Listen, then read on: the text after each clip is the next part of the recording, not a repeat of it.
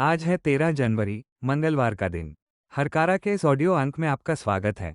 हरकारा लेकर आया है आज के न्यूज़लेटर का पॉडकास्ट, जिसे आपके लिए तैयार किया है निधीश त्यागी के साथ राजेश चतुर्वेदी, गौरव नौरियाल और फलक अफशान ने।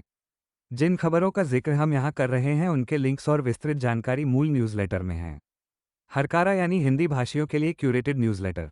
ज़रूरी खबरें और विश्लेषण, शोर कम, रोशनी ज़्यादा। आज के अंक में हम सबसे पहले बात करेंगे भारत और चीन के बीच शाक्सगाम घाटी को लेकर बढ़ते तनाव और उसी बीच चीनी कम्युनिस्ट पार्टी के नेताओं की आरएसएस से हुई गुप्त मुलाकात के बारे में। हम देखेंगे कि कैसे गुजरात में बुलडोजर की कार्रवाई ने हजारों लोगों को उनके ही शहर में शरणार्थी बना दिया है। साथ ही बात होगी ईरान संकट की वजह से पंजाब के किसानों पर पड़े असर और मणिपुर में अलग प्रशासन की मांग को लेकर होने वाली विशाल रैली की।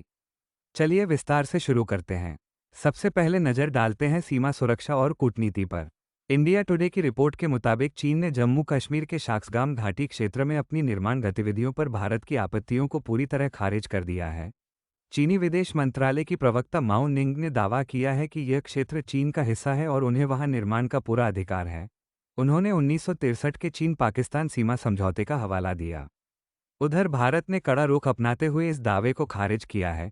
भारतीय विदेश मंत्रालय के प्रवक्ता रणधीर जायसवाल और सेना प्रमुख जनरल उपेंद्र द्विवेदी ने स्पष्ट कहा है कि 1963 का समझौता अवैध है, क्योंकि पाकिस्तान ने वो जमीन चीन को गैरकानूनी तरीके से सौंपी थी जो असल में भारत का हिस्सा है। भारत ने साफ कर दिया है कि वो वहां किसी भी बदलाव को स्वीकार नहीं करेगा। इसी तनाव के बीच एक हैरान करने वाली खबर द टेलीग्राफ के हवाले से आई है। चीनी कम्युनिस्ट पार्टी यानी सीपीसी के एक उच्च स्तरीय प्रतिनिधिमंडल ने दिल्ली में राष्ट्रीय स्वयंसेवक संघ के वरिष्ठ नेता दत्तात्रेय होसबोले से मुलाकात की है। सूत्रों के मुताबिक गलवान घाटी की घटना के बाद दोनों देशों के सत्तारूढ़ संगठनों के बीच ये पहला सीधा संपर्क है। सीपीसी की वाइस मिनिस्टर सुन हयान के नेतृत्व में आए दल ने भाजपा मुख्यालय का भी दौरा किया। हालांकि कांग्रेस ने इस मुलाकात पर सवाल उठाए हैं। कांग्रेस नेता पवन खेड़ा ने पूछा है कि एक गैर सरकारी संगठन जैसे आरएसएस को विदेश नीति प्रभावित करने वाली ऐसी बैठकें करने का अधिकार क्यों दिया जा रहा है। उन्होंने इस मुलाकात के एजेंडे को सार्वजनिक करने की मांग की है। अब बात करते हैं देश के सामाजिक ताने बाने की। वाशिंगटन स्थित research group India hate lab की एक रिपोर्ट ने चिंताजनक आंकड़े पेश किए हैं। राइटर्स के मुताबिक साल 2025 में भारत में अल्पसंख्यकों, खासतौर पर मुसलमानों और ईसाइयों के खिलाफ हेट स्पीच यानी नफरती भाषणों में 13% की बढ़ोतरी हुई है। रिपोर्ट बताती है कि ऐसी 1318 घटनाएं दर्ज की गई, जिनमें से अधिकांश उन राज्यों में हुई जहां भाजपा सत्ता में है। सबसे ज्यादा उछाल अप्रैल महीने में देखा गया, जब आम चुनाव का प्रचार जोरों पर था। हालांकि भारत सरकार और भाजपा हमेशा से किसी भी तरह के भेदभाव से इनकार करते रहे हैं और अपनी योजनाओं का लाभ सभी को समान रूप से मिलने की बात कहते हैं। पश्चिम बंगाल की राजनीति में भी गर्माहट है। काउंटकरेंस पर वरिष्ठ पत्रकार अरुण श्रीवास्तव के लेख के मुताबिक बंगाल में अब लड़ाई गुजरात मॉडल बनाम बंगाली अस्मिता की हो गई है। विश्लेषण में कहा गया है कि भाजपा और संघ परिवार बंगाल को गुजरात मॉडल पर चलाना चाहते हैं, जिसे ममता बनर्जी बंगाली संस्कृति के लिए खतरा बताती हैं। लेख में दावा किया गया है कि इसमें उद्योगपति गौतम अदानी का भी आर्थिक हित जुड़ा है, जो बंगाल में बंदरगाहों और डेटा सेंटरों में बड़ा निवेश करना चाहते हैं।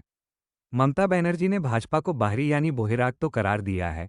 लेखक का मानना है कि 2026 के चुनाव से पहले ये ध्रुवीकरण और तेज होगा, क्योंकि संघ वहां अपनी जड़ें जमा रहा है। गुजरात से एक दिल दहला देने वाली रिपोर्ट सामने आई है। द वाया की पत्रकार तरुषी असवानी की रिपोर्ट बताती है कि अहमदाबाद के चंडोला झील क्षेत्र में चलाए गए मेगा डिमोलिशन ड्राइव ने हजारों लोगों को बेघर कर दिया है। अप्रैल 2025 में हुए इस विध्वंस में करीब 12,000 घर मलबे में तब्दील कर दिए गए। सुप्रीम कोर्ट द्वारा आवास को मौलिक अधिकार बताने के बावजूद ये कार्रवाई हुई। मुमताज और मिन्हाजुद्दीन जैसे पीड़ित बताते हैं कि उन्हें बांग्लादेशी कहकर अपमानित किया गया और बिना किसी पुनर्वास के सड़क पर छोड़ दिया गया। वकील आनंद याज्ञनिक इसे बुलडोजर पॉलिटिक्स का हिस्सा मानते हैं, जिसका मकसद अल्पसंख्यक बाहुल्य क्षेत्रों को निशाना बनाना और शहरों को साफ सुथरा दिखाना है। न्याय व्यवस्था से जुड़ी एक अहम खबर बिहार से है। मकतूब मीडिया के अनुसार पटना उच्च न्यायालय ने बिहार पुलिस को फटकार लगाते हुए एक मुस्लिम नाबालिग छात्र की गिरफ्तारी को अवैध करार दिया है। पुलिस ने बिना सबूत इस छात्र को 2 महीने तक जेल में रखा था। कोर्ट ने राज्य सरकार को छात्र को 5 लाख रुपये का मुआवजा देने का आदेश दिया है। अदालत ने कहा कि पुलिस बिना ठोस आधार के किसी को गिरफ्तार नहीं कर सकती और राज्य सरकार इस मामले में मूक दर्शक बनी नहीं रह सकती। यह फैसला पुलिस की जवाबदेही तय करने की दिशा में एक बड़ा कदम माना जा रहा है। अब रुख करते हैं व्यापार और अर्थव्यवस्था का। ईरान में चल रहे भू राजनीतिक तनाव का सीधा असर भारतीय किसानों पर पड़ा है। द न्यू इंडियन एक्सप्रेस के मुताबिक पंजाब के बासमती चावल निर्यातकों ने ईरान को निर्यात रोक दिया है। चूंकि ईरान भारतीय बासमती का बहुत बड़ा बाजार है, इसलिए इसका असर घरेलू कीमतों पर दिखा है और भाव 300 से 800 रुपये प्रति क्विंटल तक गिर गए हैं। अमेरिकी राष्ट्रपति डोनाल्ड ट्रंप द्वारा 25% टैरिफ की धमकी और भुगतान में अनिश्चितता के चलते निर्यातक डरे हुए हैं। बासमती राइस मिलर्स एसोसिएशन ने बताया है कि चाबहार पोर्ट के जरिए होने वाला ट्रांजिट ट्रेड भी प्रभावित हुआ है। ये स्थिति किसानों और मिलर्स के लिए आर्थिक संकट पैदा कर सकती है। इसी बीच ऑनलाइन शॉपिंग की दुनिया से एक राहत भरी खबर है।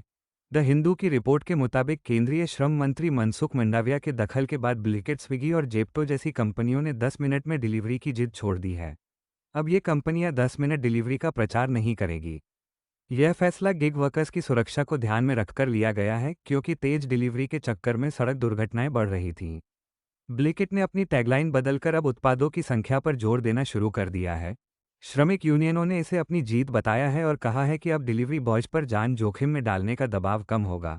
कॉर्पोरेट जगत और राजनीति के टकराव पर महाराष्ट्र नवनिर्माण सेना के प्रमुख राज ठाकरे ने बड़ा बयान दिया है। द हिंदू के अनुसार राज ठाकरे ने कहा है कि वे विकास के विरोधी नहीं हैं, लेकिन वे अदानी समूह के बढ़ते एकाधिकार के खिलाफ हैं। उन्होंने सवाल उठाया कि सीमेंट से लेकर एयरपोर्ट तक सब कुछ एक ही उद्योगपति को क्यों दिया जा रहा है। ठाकरे ने पूछा कि अदानी को इतना पैसा कौन से बैंक दे रहे हैं। उन्होंने इंडिगो एयरलाइंस के संकट का उदाहरण देते हुए चेतावनी दी कि देश की संपत्तियों का नियंत्रण किसी एक समूह के हाथ में होना खतरनाक है। ये बयान उपमुख्यमंत्री देवेंद्र फडणवीस के उस आरोप के जवाब में आया है जिसमें उन्होंने विपक्ष को विकास विरोधी कहा था। भारत की आर्थिक स्थिति पर रॉकफेलर इंटरनेशनल के चेयरमैन रुचिर शर्मा ने एक गंभीर लेख लिखा है। उनका कहना है कि भले ही भारत की जीडीपी ग्रोथ 8% दिख रही हो, लेकिन विदेशी निवेशकों का भरोसा कम हुआ है। शर्मा के मुताबिक भारत से प्रतिभा पलायन यानी ब्रेन ड्रेन तेजी से बढ़ा है। हर साल लाखों स्किल्ड लोग देश छोड़ रहे हैं। उन्होंने लिखा है कि भारत को श्रमिकों के निर्यात की नहीं बल्कि विदेशी पूंजी के आयात की सख्त जरूरत है। एफडीआई का गिरता स्तर और आरएंडडी पर कम खर्च भारत की लंबी अवधि की ग्रोथ के लिए चिंता का विषय है। कश्मीर से एक विवादास्पद खबर आ रही है। पत्रकार फयाज वानी की रिपोर्ट के मुताबिक जम्मू कश्मीर पुलिस ने मस्जिदों और मदरसों की प्रोफाइलिंग शुरू की है। पुलिस इमामों और प्रबंधन समितियों के निजी विवरण जैसे आधार नंबर, सोशल मीडिया अकाउंट और आय के स्रोत मांग रही है। यहाँ तक कि मस्जिदों के संप्रदाय की जानकारी भी जुटाई जा रही है। मुत्तहिदा मजलिस ए उलेमा ने इसे निजता का उल्लंघन और धार्मिक संस्थानों को डराने का प्रयास बताया है। वहीं प्रशासन का तर्क है कि यह कदम कट्टरपंथ रोकने और टेरर फंडिंग की जांच के लिए उठाया गया है। असम में नागरिकता का मुद्दा फिर गरमाया है। स्क्रोल.इन की रिपोर्ट बताती है कि असम सरकार ने संदिग्ध विदेशियों को औपचारिक कानूनी प्रक्रिया के बजाय सीधे सीमा पर धकेलने यानी पुश बैक की नीति अपना ली है। तहेर अली जैसे कई लोगों को भारतीय होने के सबूत होने के बावजूद बांग्लादेश बॉर्डर पर छोड़ दिया गया। समस्या यह है कि बांग्लादेश उन्हें स्वीकार नहीं करता, जिससे वे नो मैंस लैंड में फंस जाते हैं। कानूनी विशेषज्ञ इसे मानवाधिकारों का उल्लंघन और स्टेटलेसनेस पैदा करने वाला कदम बता रहे हैं। राजनीतिक गलियारों से खबर है कि कांग्रेस के वरिष्ठ नेता दिग्विजय सिंह अब राज्यसभा का अगला कार्यकाल नहीं लेंगे। इंडियन एक्सप्रेस के मुताबिक दिग्विजय सिंह अब जमीनी स्तर पर पार्टी को मजबूत करने का काम करेंगे। यह फैसला राहुल गांधी की उस रणनीति का हिस्सा है जिसमें वरिष्ठ नेताओं को संगठन के निर्माण में लगाया जा रहा है। सूत्रों का कहना है कि दिग्विजय सिंह एक और नर्मदा परिक्रमा कर सकते हैं ताकि कार्यकर्ताओं में जोश भरा जा सके। हालांकि आरएसएस और भाजपा के खिलाफ उनके तीखे बयानों ने उन्हें हमेशा चर्चा और विवादों में रखा है। मणिपुर में शांति अब भी दूर की कौड़ी नजर आ रही है। द हिंदू की रिपोर्ट के अनुसार कुकी जो आदिवासी समुदाय ने अलग प्रशासन की मांग को लेकर बुधवार को विशाल रैली का ऐलान किया है। कुकी जो काउंसिल का कहना है कि वे अब मैतेई समुदाय के साथ नहीं रह सकते और उन्हें केंद्र शासित प्रदेश का दर्जा चाहिए। राज्य में राष्ट्रपति शासन लगे 1 साल होने वाला है और एनडीए सरकार बनाने की कोशिशों के बीच कुकी विधायकों पर शामिल न होने का भारी दबाव है। उधर मणिपुर के सांसद बिमोल एकोइजाम ने केंद्र सरकार की आलोचना करते हुए कहा है कि राज्य 2 हिस्सों में बंट चुका है। अंत में बात अंतर्राष्ट्रीय कूटनीति की। रॉयटर्स और बीबीसी के विश्लेषण के मुताबिक अमेरिकी राष्ट्रपति डोनाल्ड ट्रंप अपने दूसरे कार्यकाल की शुरुआत से पहले ही वैश्विक व्यवस्था को हिला रहे हैं। वेनेजुएला और ईरान पर उनके आक्रामक रुख ने मित्र देशों को भी चिंता में डाल दिया है। ईरान में सरकार विरोधी प्रदर्शनों को कुचलने के लिए हुई कार्रवाई में हजारों लोगों के मारे जाने की आशंका है। ट्रंप ने ईरान के साथ व्यापार करने वाले देशों पर टैरिफ लगाने की धमकी दी है। जानकारों का कहना है कि ट्रंप नियमों पर आधारित व्यवस्था की जगह ताकत के नियम को लागू कर रहे हैं। भारत के लिए भी यह चिंता का विषय है, क्योंकि ट्रंप के साथ रिश्ते अब सिर्फ फोटो खिंचवाने तक सीमित नहीं रह सकते। भारत को अपनी कूटनीतिक रणनीति बदलनी होगी। आज के पॉडकास्ट में बस इतना ही। हम फिर हाजिर होंगे नई खबरों और विश्लेषण के साथ। तब तक के लिए जुड़े रहिए हमारे साथ।